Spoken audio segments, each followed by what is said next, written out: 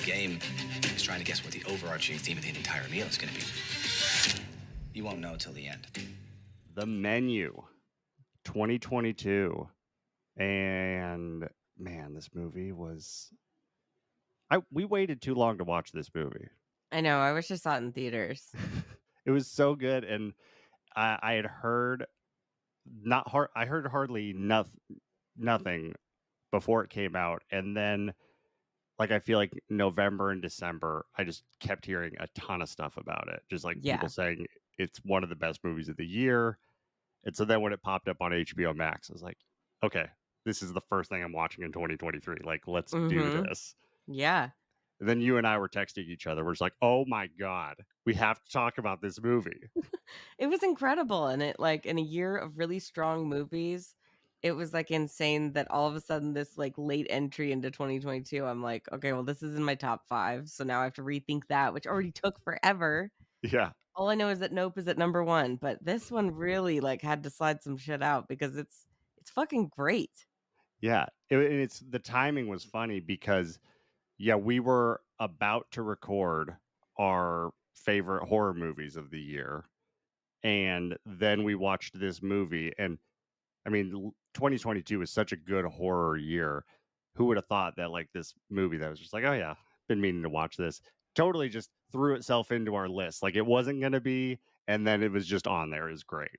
Yeah, it was a real surprise. And I mean, especially because it was hyped up, I think, because when it's hyped up a lot, I try to like go into movies with low expectations every single time. But when you hear it's really, really good and it's so clever and hilarious, I'm like, oh boy, all right, let's see if it is. And then it's like, oh wait, it is, and more.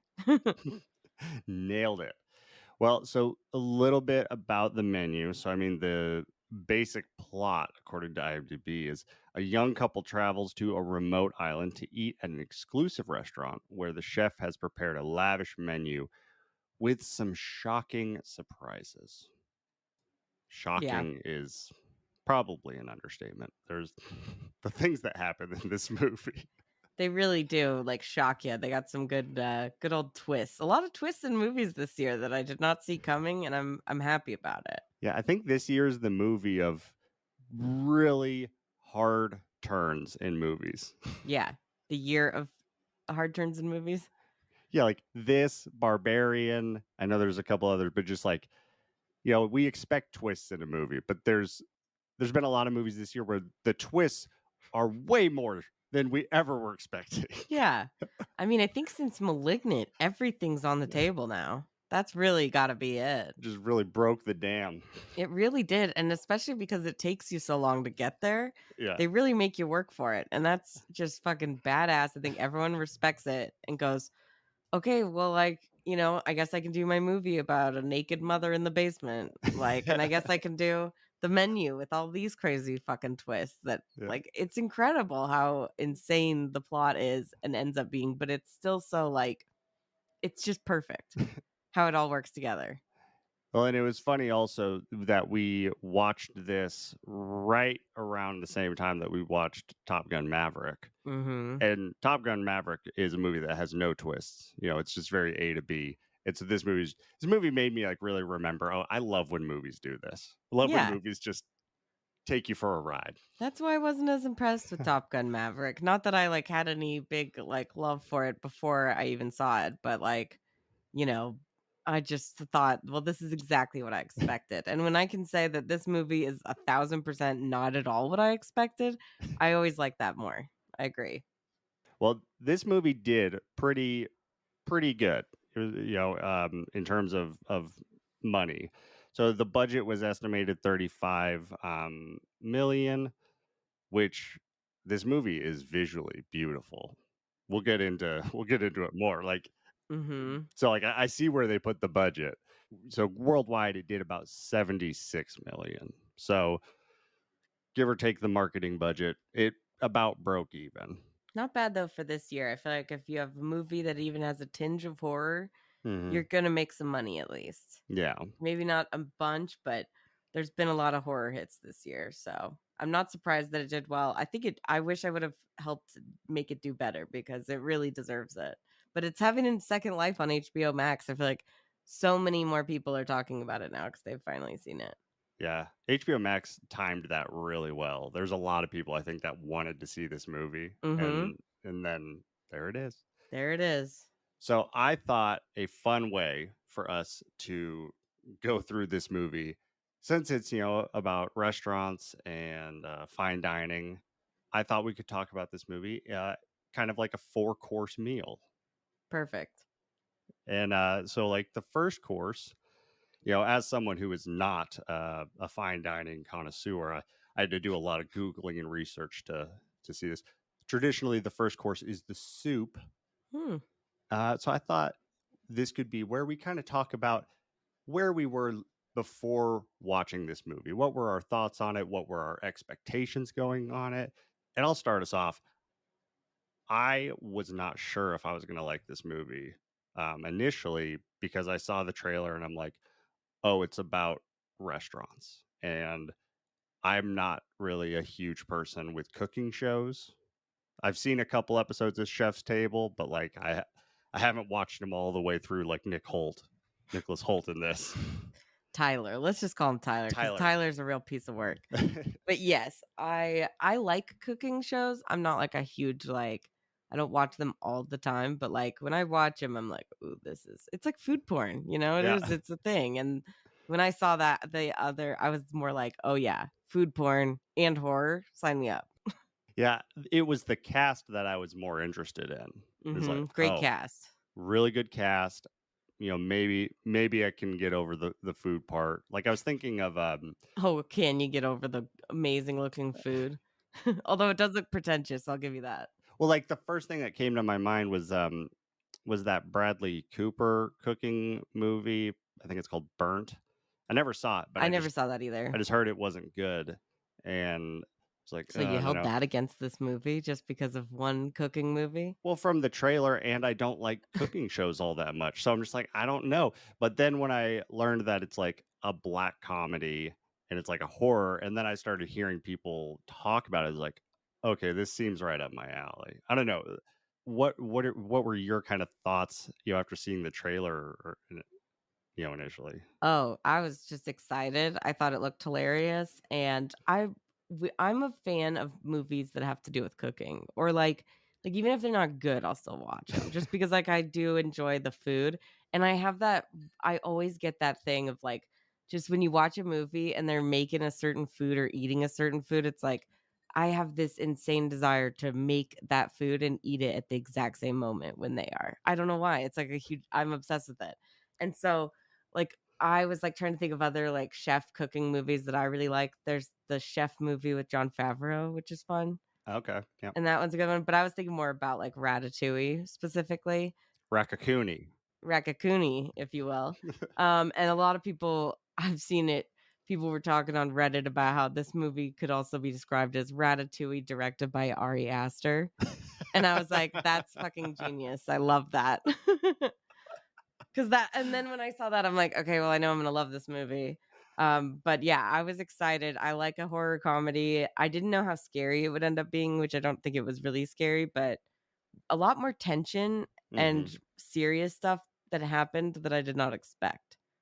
So I expected more of like pure fun, just like silly, not like malignant level, but more like Ready or Not, Yeah. right? Which Hmm. we'll talk about later, but people had also described this movie as Ready or Not mixed with The Invitation, those are just two of my favorite movies of all Mm. time. So I had high expectations, you might say. Okay.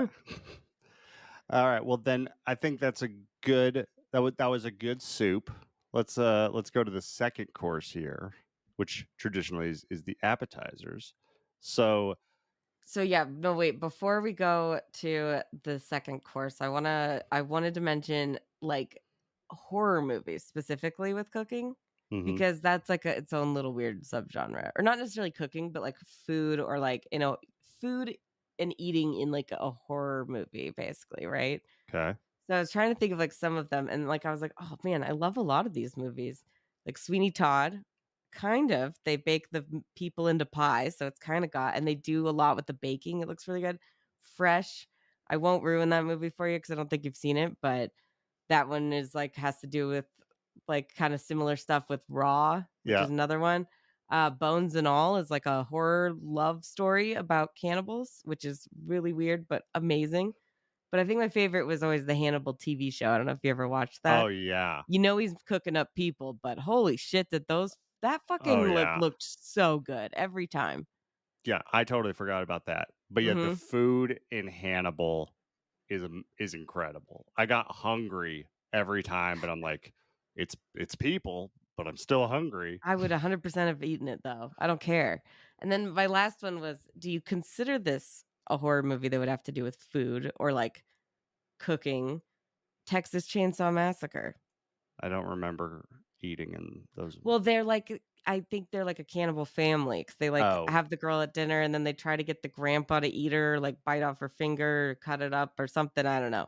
But I was wondering, I was like, "Does that count?" I mean, they don't really spend there's no, like, "Ooh, that cooking looks really good," or, like, I would still eat that, you're like, "Oh, this is fucked." yeah. But, like, at least for all of them, I would say Hannibal definitely has the factor of, like, that food looks amazing, even though I know it's, like, fucking people, and Yeah. I would still eat it. Whereas this movie, at least I know that like the food, I was expecting this movie to become a cannibal movie because of all of those references that I just gave you are all about eating people. That's a lot of what's in horror movies with food or cooking. That's pretty Yeah. much all there is. Yeah, it's kind of like a safe guess that if the movie revolves around any sort of cooking and it's a horror movie, they're cannibals. That's I just assumed. I mean, I was like, there's a ton more I'm sure I missed, but like literally every single one of those is about eating people. Yeah. And regardless of how they prepare the food and how delicious it looks by the end, it's like that I was expecting that this whole time. So that was another big twist, I think. Yeah. But yeah, I just wanted to say that because I thought that was interesting. But we can move on now to the what was the next course? Are we doing the amuse bouche or the appetizers? Yeah, so the second course, appetizers. It is and has always been the food of the common man. But you, my dear guests, are not the common man. And so tonight, you get no bread. All right, the second course in our meal today is at the appetizer. This is where we're going to be talking about really just the wonderful cast and characters of this movie. And I mean, I'll start us off with a little shout out to the director, Mark Mylod. Is that right? Mark Sure. Mark Mylod. He's British, so that's probably closer to how they would say it. Okay, so he's done a couple movies, but mostly directs TV, and he has directed a lot of great things like Game of Thrones. He did some directing there.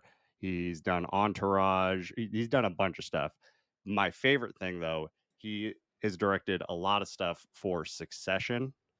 It's one of my favorite shows. It's so great. It's very similar to The Menu in that it's like a very dramatic show, but it has some of the funniest stuff I've ever seen in a show before. And like that style matches up. And also the the aesthetic of this movie, like this looks like an episode of Succession. Like it's very clean, it's very wealthy.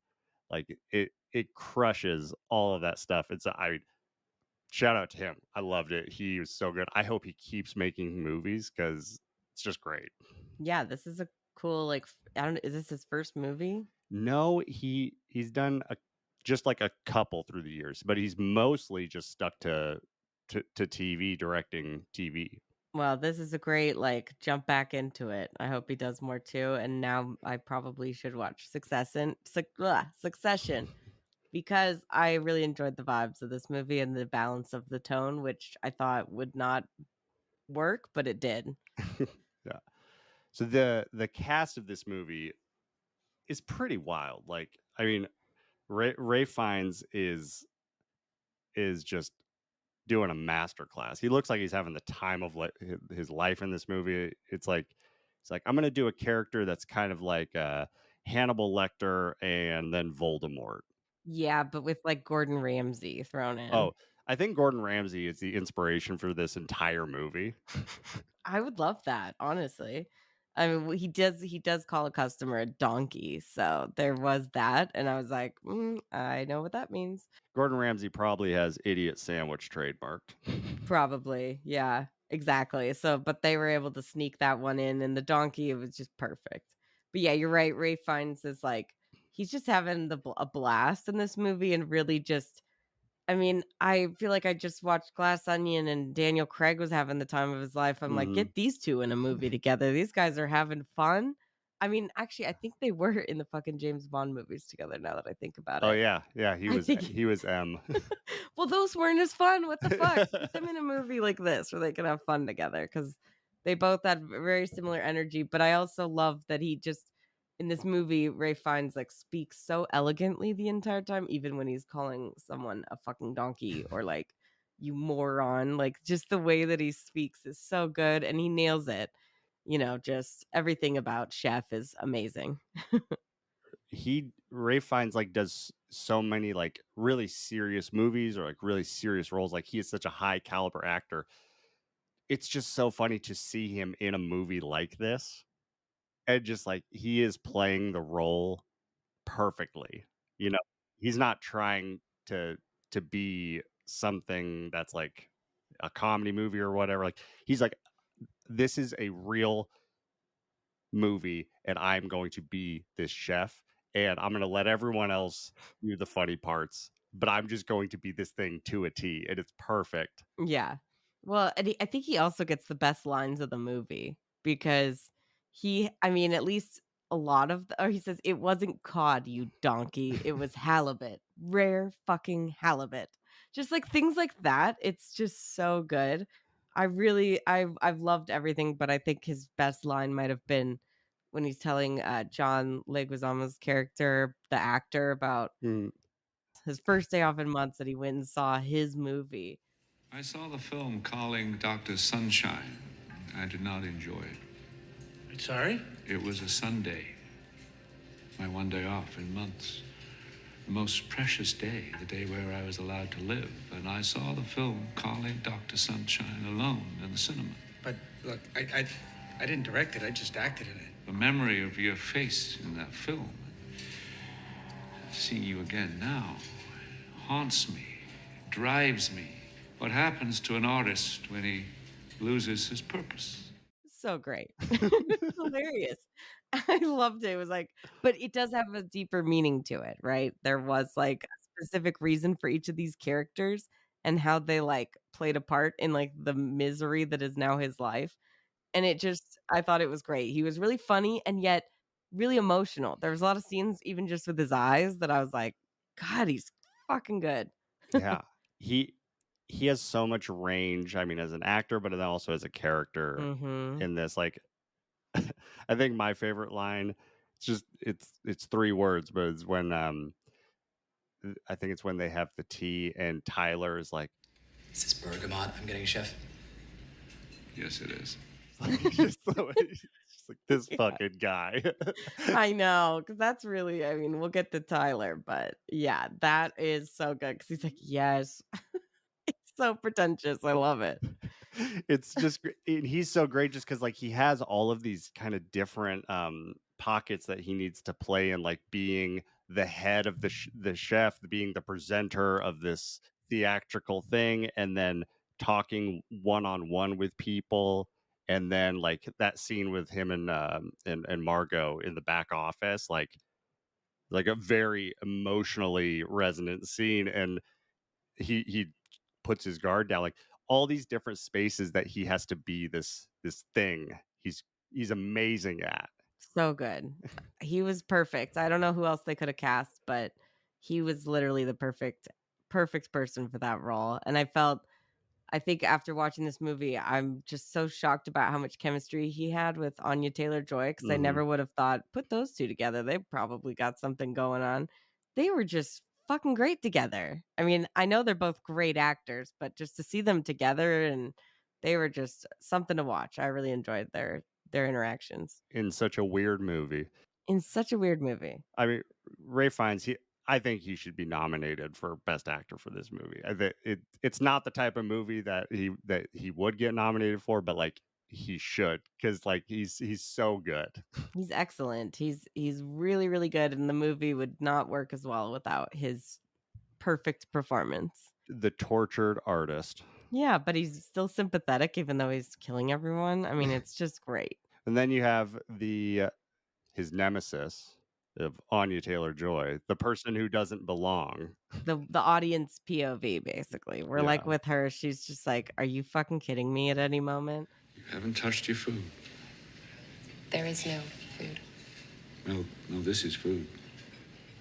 So, lots more food to come. Don't want to fill up. That would not be possible. I've precisely designed the portions to account for that, so you won't fill up. Please eat. The menu only makes sense if you eat. But you told us not to eat. That is not what I meant, madam. You know it. Well, thank you for your concern, but I am perfectly capable of deciding when I eat and what. I love when he was like, "Who are you?" And she's like, "I'm Margot." He's like, "I've served a lot of Margos. You are not a Margot." He is like, I know a shit shoveler when I see one. And he knows that she's also a fellow service industry worker, because we'll get into the plot and all that, but that this movie is really a lot of, I mean, it does skewer like the whole fancy restaurant, famous chef, all that stuff, but it also is like a lot about like being a service provider and like not like a cell phone company, but like a service worker. Yeah. It was just really great. I've always loved Anya Taylor-Joy. I think she also has a lot of range because she's done a lot of different stuff. And she has great chemistry with Ray Fiennes, but also great chemistry with Nicholas Hoult. Okay, let's talk about him because Tyler is like maybe the star of the movie. He kind of runs away with it. I think Tyler stole the show for me. Like, Yeah, me too. because I thought Nicholas Hoult was fine before this, and after this movie, I loved him. I didn't think I could love him. I was like, he's Beast, you know, in the new X-Men movies, and I'm sure he would hate to be known as that, but that's like mostly what I remember him as. Yeah. Sadly, so this really turned him around in my book of like, wow. Like I mean, I didn't think he was a bad actor, but he just plays this guy so perfect, and he's just the worst, and he's so funny. Do you make that with a Paco jet? Exactly right, sir. Yes. You know, a Paco jet can produce a powderized, snow-like texture. Cool. Yeah, I have one. You really know your stuff, Mr. Ledford. But he's also like really sad and pathetic that you kind of feel bad for him. But then Yeah. he just also does the next pretentious thing. Like he's literally the most pretentious person. He's also kind of like in the new Scream, they kind of skewer like the fans of movies and like say, like there's a line of how can fandom be toxic? And it's like this guy is literally like just similar like that, you know, where it's like Yeah. this is like really he's a toxic dude, but he thinks that he's like so cool because he knows all this shit about cooking. Yeah, like he knows technically every piece of the cooking puzzle. Like he knows everything in its definition. And yeah, so that makes him kind of have like this sense of like, oh, I know I'm an expert. I can do this stuff. Like, and he kind of lays it out at the very beginning of the movie when they eat the little like oyster thing, and then Anya Taylor-Joy is like, "Yeah, I prefer oysters." And then he just immediately is like, "No, you're wrong. Yeah, exactly. Like your preference doesn't matter. You're wrong.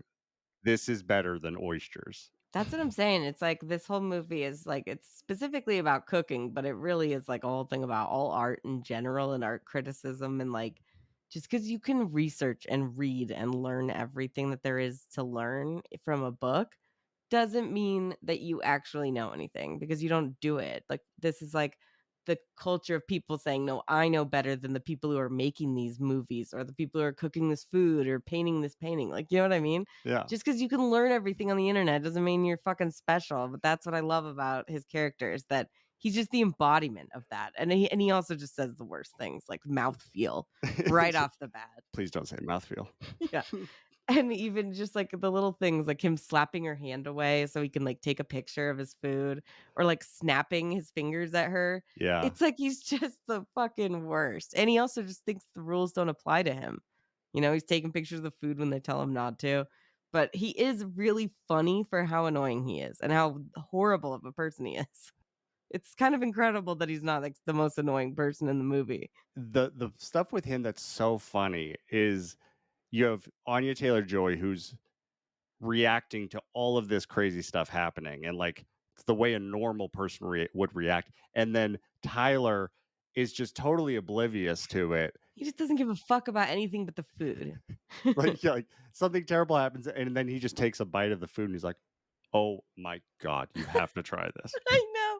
I do love that. And like you kind of figure that out later that he's like why he's so calm, but like I'm still kind of curious why he would be so calm. Yeah. But he just seems like all in on it. He doesn't give a fuck. Like the sous chef shoots himself and he's just like, oh, this is delicious. Yeah, I love it. It's like so fucked up, but it is kind of like, he just will sacrifice everything just to be a part of the club. I think that's all he desperately cares about. That he doesn't give a fuck about anything else. And actually, I just remembered this. So I was watching this with Sarah, and Sarah pulled her her literary degree out and started doing some research on this and pulled up some good stuff. And so like Chef Slowick, his name I think is Polish, but it's Polish for nightingale. And nightingales are birds that sing at night, and they're known for sad songs, consuming obsessive love,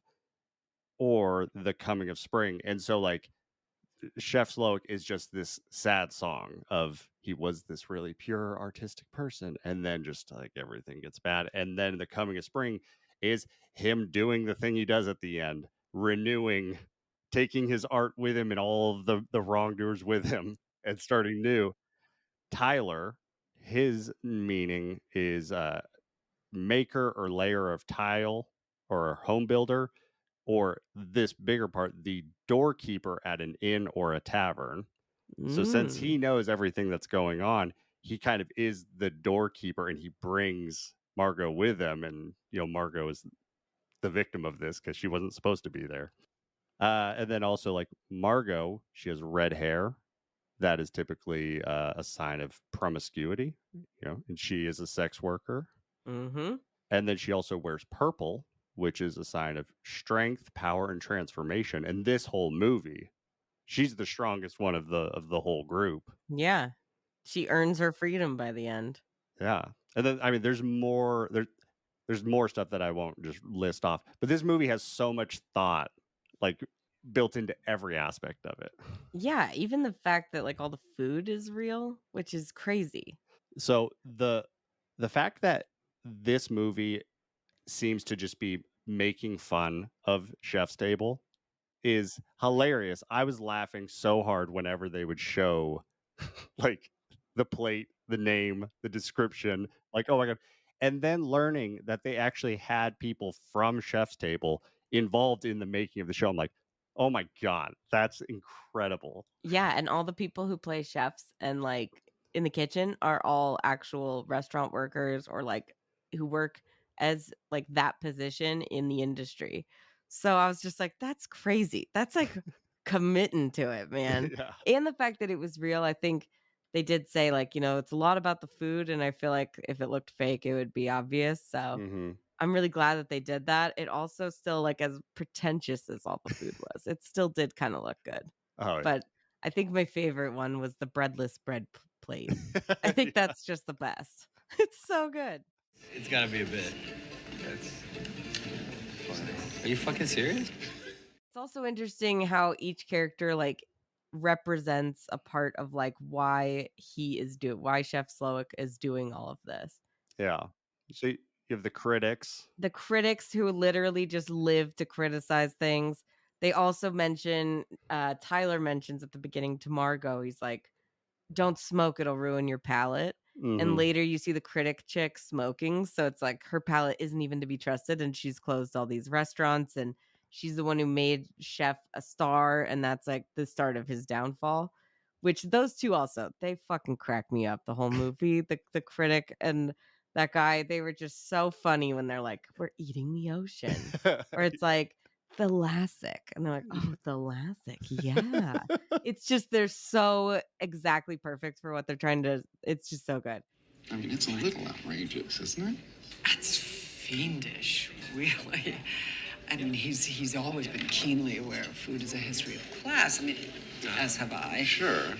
The rich guy and his wife is like old money. They don't know anything that they've eaten. They can't recall it. They're just doing it because they're rich and they have the money to, and they think that they should. So they're not even enjoying the food. Yeah, I mean, they're rich, they're regulars. The other thing that I kind of thought that they were representing is the people that consume someone's art so much that it becomes normal. And then like once something becomes normal, it's a lot harder to see and acknowledge, the beauty behind art or something like that. Exactly. I mean, that's so true. And it's basically every single one of the guests has in some way basically become like they won't ever be satisfied. Like he's servicing people and trying to provide pleasure to people who will never find the pleasure that he wants, right? Hmm. He wants to, but he also doesn't care about fucking making them happy anymore because they've just taken all the fun out of it. And like same with like John Leguizamo's character, the actor and his assistant, when they're like, what the fuck? Like, why are we here? And it's like, I saw your movie and it was horrible. But it's like it's an artist that's like given up on, doesn't give a fuck about what art he makes anymore. And he's just doing it for the money, right? So the Yeah. loss of passion. I also love that like his assistant is like, he's like, well, does she have to die? And he's like, what school did you go to? And she's like, Brown. And then he's like, student loans. And she's like, no. And he's like, okay, yeah, you have to die. I'm sorry, you're gonna Sorry, die. you're dying. And then also, I don't know if you know this little piece of trivia for his character, for the actor. His character was originally in the script as Daniel Radcliffe, and that was the character played by Daniel Radcliffe. And the movie was going to be Victor Frankenstein, which was a real movie that fucking Daniel Radcliffe was in. And they ended up not casting him, so they changed it. But wouldn't that have been fucking weird and hilarious? Because it's also Voldemort that would be criticizing him. That would be funny. That's probably why they're like, we can't cast these two. It'll be too much. People will be too focused on the fact that it's fucking Harry Potter and Voldemort. Sarah said that she read something that John Leguizamo based his character off Steven Seagal. Yeah, which is perfect. I really enjoyed that. I thought that was great. I also love the finance bros. I didn't love them, but I hated them, and I loved to hate them. They were the worst. Oh yeah, they were the worst. Like, do you know who we are? We work for the guy who owns this place. And then like everything, they're like, can we just get some bread? Like, we get it, but like give us the bread. I mean, they were just they were just here just to say that they've done it, just for the fucking Yeah.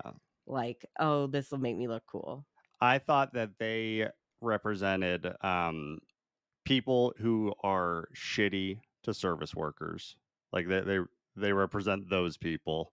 100% bad customers. Yeah, but then also I felt like they represented kind of the people that consume art so much that they also like feel like they are entitled to the art. Exactly. Like I paid you for this thing, so I deserve this thing. That's why I love that line when she like whispers to him and she's like, you will eat less than you desire, but more than you deserve. I was like, Yeah. oh shit. Which, by the way, we should talk about Hong Chow because she's fucking amazing. I love her. Yeah, she's great. She was hardcore. I was kind of scared of Have her. you seen her in anything else before this? Maybe. I remembered her from the Watchmen TV show. Oh yeah. She was really good on that. really And I was good like, in who that. is this chick? I love her energy. And this movie, she was hilarious when she says, they're tortillas. Like the way that she said Tortillas. that, I fucking like, I spit out whatever drink I had. I was like, holy shit, that was amazing. What the hell are these? These are tortillas. Tortillas deliciosas. Yeah, so what are these? These are tortillas, which contain EchoBright's tax records and other documents showing how your company has created invoices with fake charges. How did you get these? I'm sorry, but Chef never reveals his recipes. So Sarah also told me that this person, so the name Elsa, the meaning of that name is God is my oath. And her oath is to Chef. Like she is militant in her devotion to Chef. They're basically a food cult, like a little chef cult. It's Yeah, very strange. I did not expect this to be a cult movie by the end. totally. I was thinking that the chefs is like it's super like militaristic. The barracks that they live in and the way that they are so organized. They say everything at the same time. Like it is very much like yeah, like they're it's the military. And then the movie takes a turn and it becomes a total cult thing. Total shock. Okay, this is a good transition. Let's get to the third course. Here you have house smoked breast chicken thigh, al pastor, and our own tortillas made with heirloom masa. All right, so this is the main course. This is the entree. So we have to talk about just the overall story of this. And I can only say it as the insanity of this story. Yes, it continues to get more and more insane as it keeps going, but it's like it's just so weird. I'll come back to the Ready or Not mixed with the Invitation vibes because it's got real strong. It's like the perfect combo of those movies, in my opinion, where it's like really funny and satirical, like black comedy humor, and like none of the kills are necessarily scary, right? Like Mhm. it's more. Some of them are even funny, but most of them. But then, sorry, not most of them, but some of them, and then like they're actually like emotional or intense and like really there's a lot of tension that is built throughout the movie, which like I love Ready or Not, but it's like I mean it's basically like a chase sequence for the like 3/4 of the movie, right? Yeah. So the Invitation is like that real slow burn where it's like a dinner and like things just keep ratcheting up until like the last 20 minutes become more of like, oh shit, that's when everything happens. So this movie reminded me of that with the slow tension building and like the really uncomfortable and awkward moments. Yeah. Which like I thought, I mean, in the Invitation, it's like stressful because there's no relief of comedy, really. There's more of just like continuous tension. Whereas this movie had a bit more of like, there would be that crazy tension, but then we'd get some funny shit Yeah. thrown in either at the same time. And you're like, what? Or like right afterwards, right? Yeah. I love both of those movies. And to take two things that I like about them and put them together seemed really cool. And Mhm. that's why I think I was on board with it. My favorite thing about this movie is it does something that not a lot of movies do nearly as well as this. The stakes keep getting raised the entire movie. Like they just keep turning the knob of craziness up and it's like, yo, you think they're at 10 out of 10, they crank it up to 11. Like it is wild. And I like you were saying, the very like first couple parts is really just a lot of tension and like awkwardness, and then there's funny stuff that happens, but there's a lot of just like what is going on here. And it's like very confusing, but you're like, I'm into it because I don't know where the tension's coming from, but like I feel it. And Mm-hmm. I also think the clapping from Yep. Chef all the time, it reminded me of like in Glass Onion when you're like, I know someone's gonna die because it's like that fucking the slamming of the glass case. You're like, every time it slams shut, I'm like, I'm getting stressed out. Yeah. Just because there's a continuous like sound like that. It's like they really do great with the tension building while also still having like humor. It's pretty Mm-hmm. great how it keeps getting more intense, even though you get like slight little bits of relief. Yeah.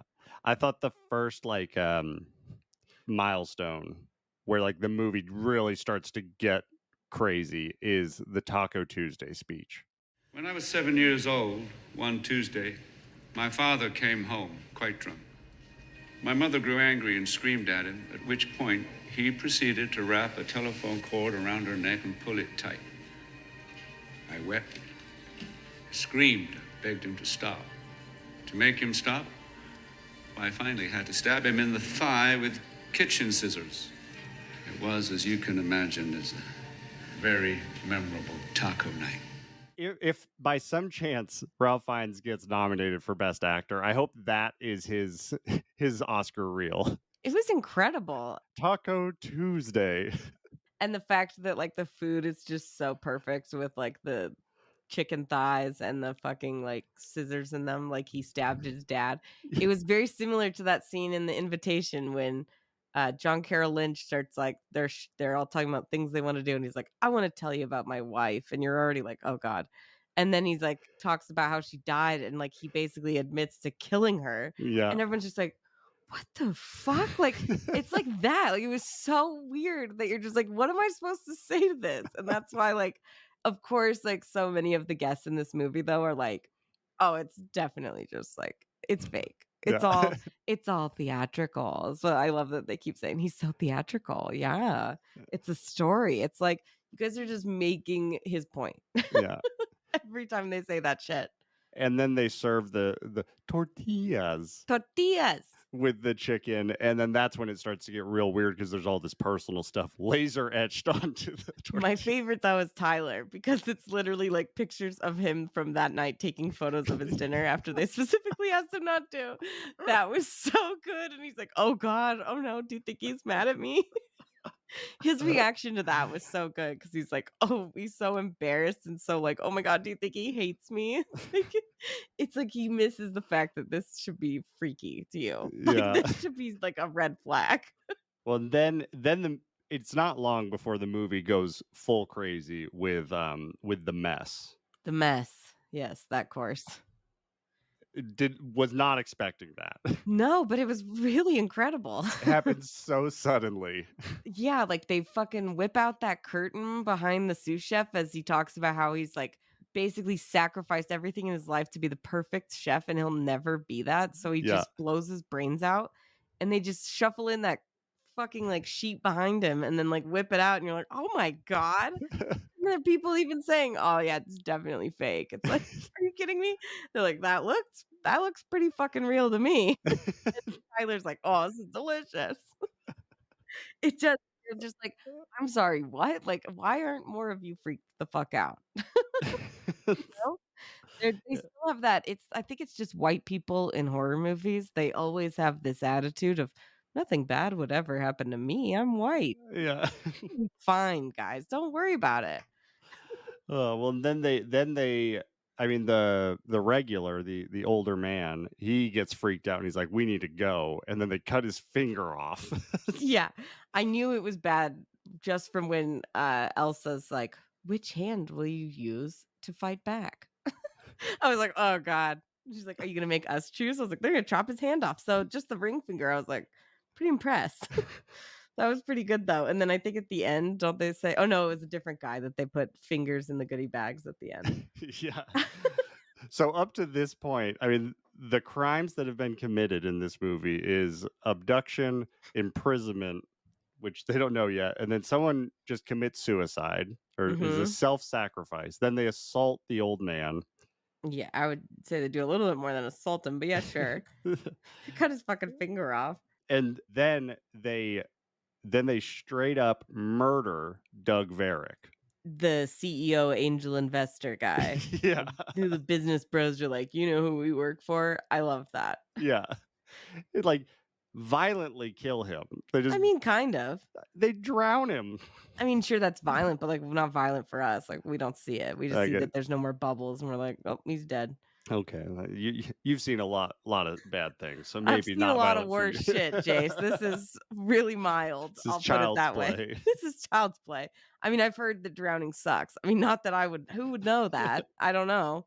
But anyways, So like in a matter of 20 minutes, we've had suicide, cutting off a dude's finger, and then murdering someone. yeah, straight up murder, and then you're like, all right, I know that this is just if this is already where we're at, there's still like a bit more to go. And I'm like, okay, so how do they how do they keep it going? Yeah. Well, I mean, I was surprised that they got to murder so like that quickly that I was like, okay, well, what's dessert gonna be? Because that's gonna be intense if we're already fucking killing somebody.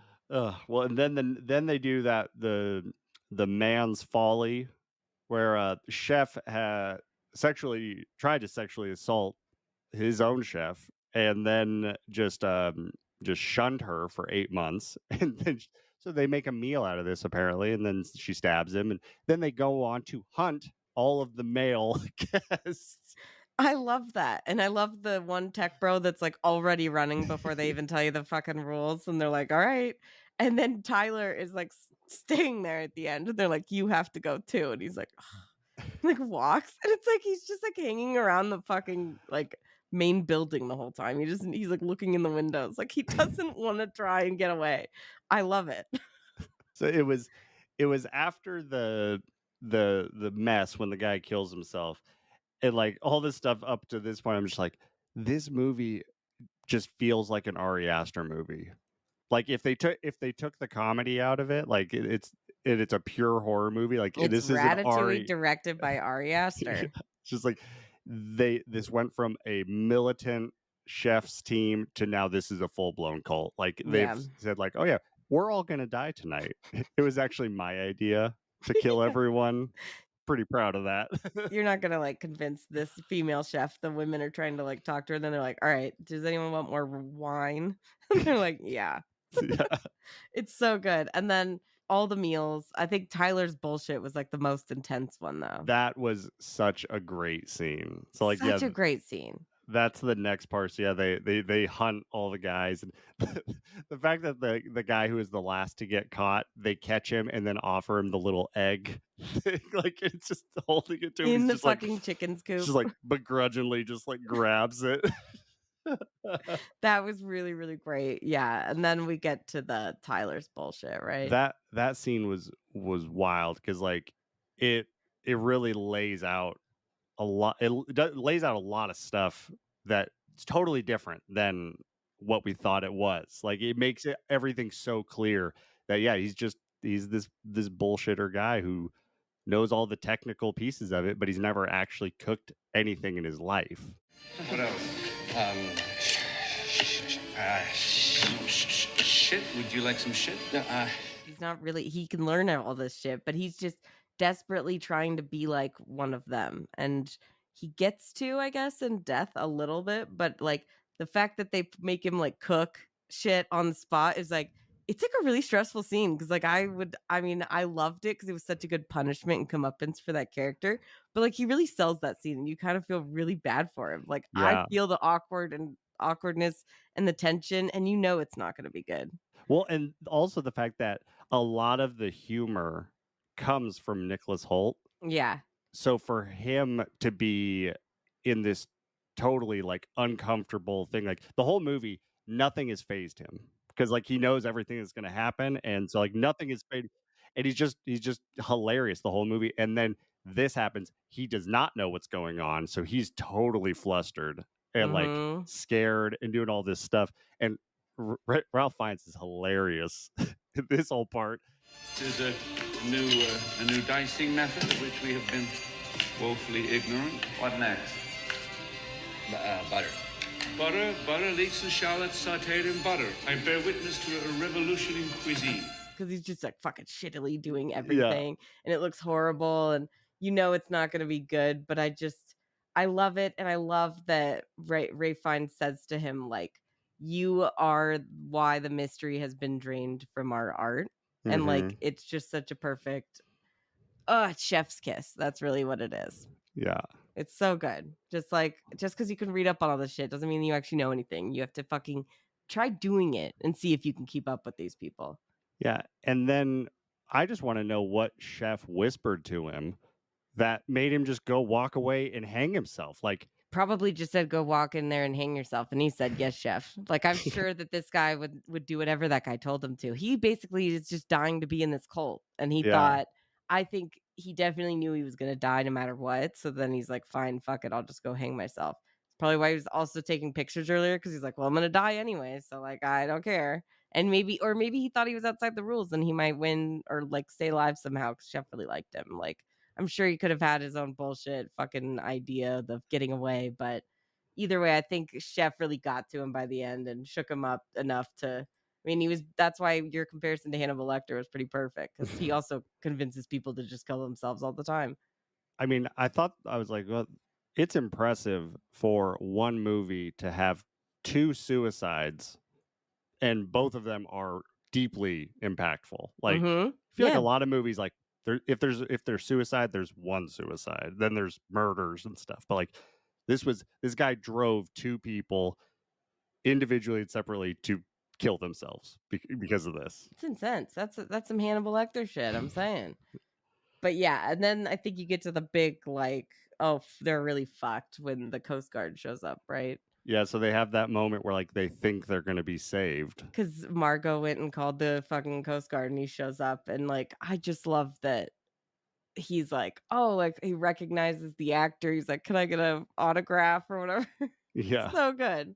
Well, and one little thing that stuck out to me the second time that I watched it was he has that whole bit where he's like, where he puts his hand over the fire and he's like, cook's hands or asbestos hands. Yeah. Like, I can carry a cast iron from the kitchen to the table.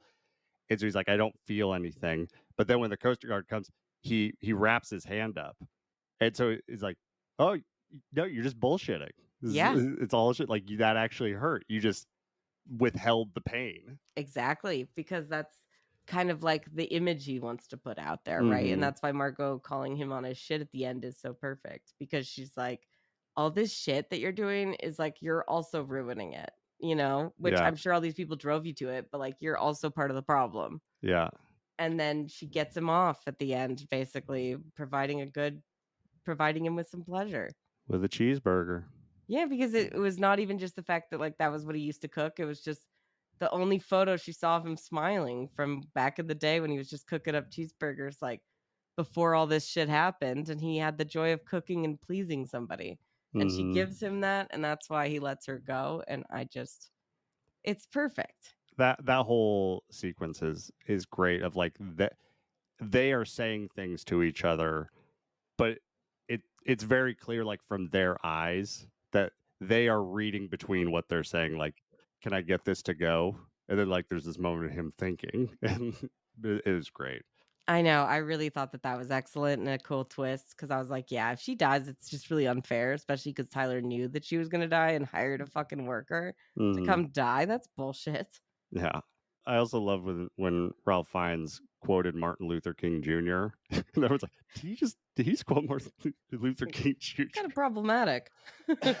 Yeah, the whole plot really was just like, it kept ratcheting up, and then it just ends in this perfect, like, it all comes together with the s'mores at the end, and they cook all of the guests as the s'mores. The s'mores speech was so good. It's so funny. It's everything wrong with us, and yet we associate it with innocence, with childhood, mom and dad. But what transforms this fucking monstrosity is fire. I love how they make them pay the bill right then too, like right before they fucking die. Yeah. And then they also they all start saying like, thank you, chef. Like they all kind of accept it by the end, and are like, you're right, I belong here or something. Yeah. It was kind of funny. And I also just was like, those outfits look delicious. That is going to be a bunch of people's Halloween costumes. I'm doing it for sure. And I'm going to make it so I can eat it throughout the night. I think that'll be the way to go. The s'more. The most offensive assault on the human palate ever contrived. Unethically sourced chocolate and gelatinized sugar water imprisoned by industrial-grade graham cracker. All right, for our fourth and final course. You're not going to kill me, are you?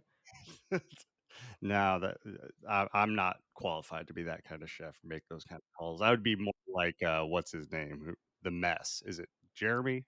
Yeah, Jeremy, the sous chef. Yeah, I'd be the guy who just ends up killing himself. Me too, but I'd do it at the beginning once I realized what was happening. So I thought for the fourth course, this is a movie that has a lot to say. And it's a funny movie. There's a lot of movies that are they're either just horror movies or they're just comedy movies, or you're just there to have a good time, entertainment. This is a movie that does a lot of things, and it also has a lot to say about it. So I wanted to kind of ask you to kind of tie a bow on this episode. What did you interpret, or what do you think the message was that you took away from the menu? Well, I'm sure there's like a million different types of ways to interpret this movie. I'm sure people might be confused at the ending, like why did he change his mind and let her go? I know we kind of already talked about that, but I think it's more about, I know they talk about the shit shovelers, like versus the people who fucking like the takers, right? Yeah.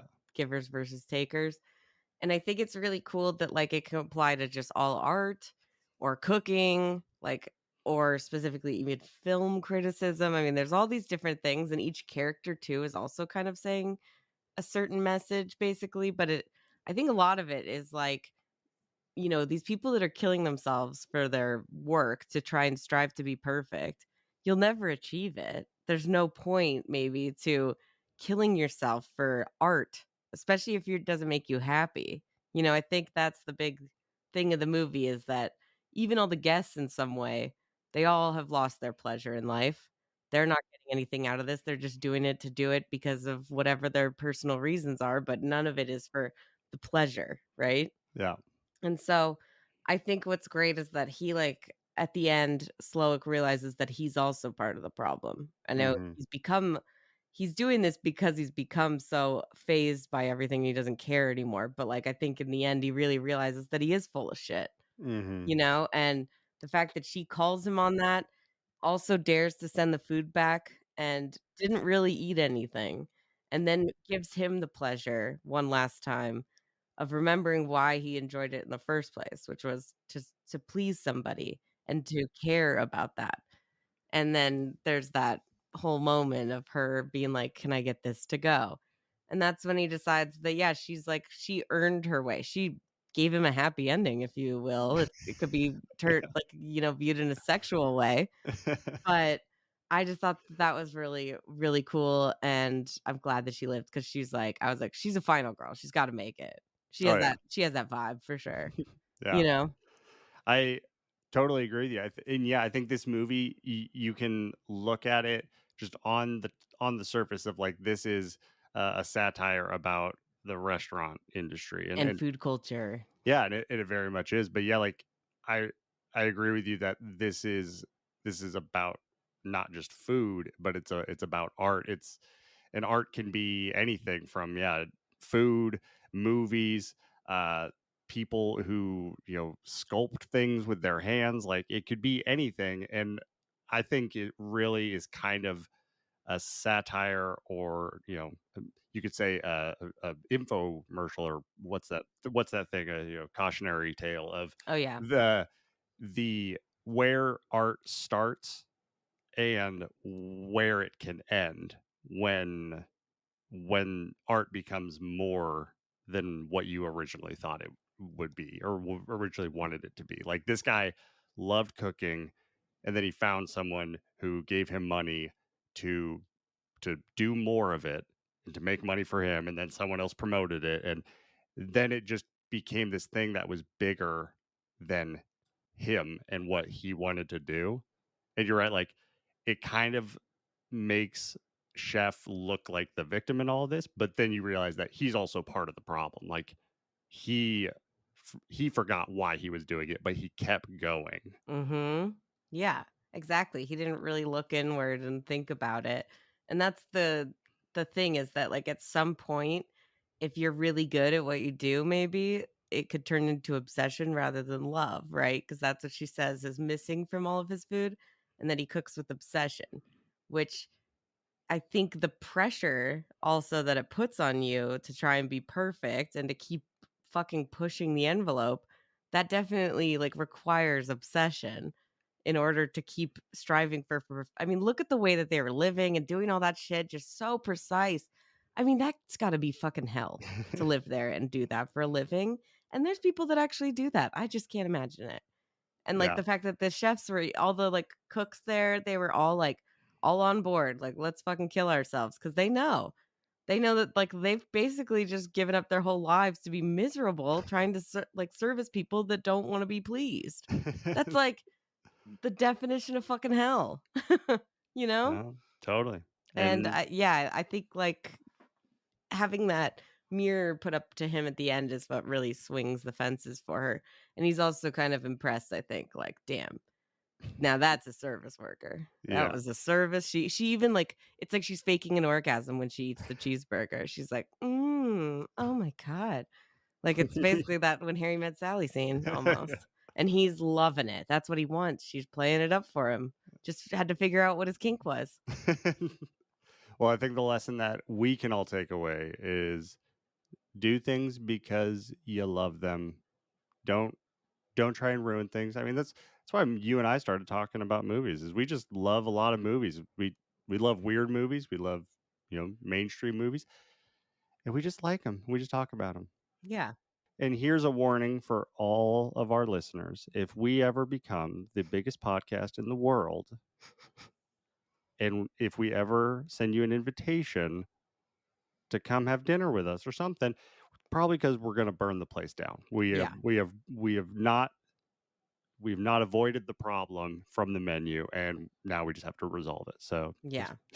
So just leave us alone, okay? That's it. And even if anyone pays attention to us, we're still not going to do whatever you say, okay? Just because you might want to listen. We'll get the listens, get some money. I don't care. I'm not going to go down this way. I like s'mores too much.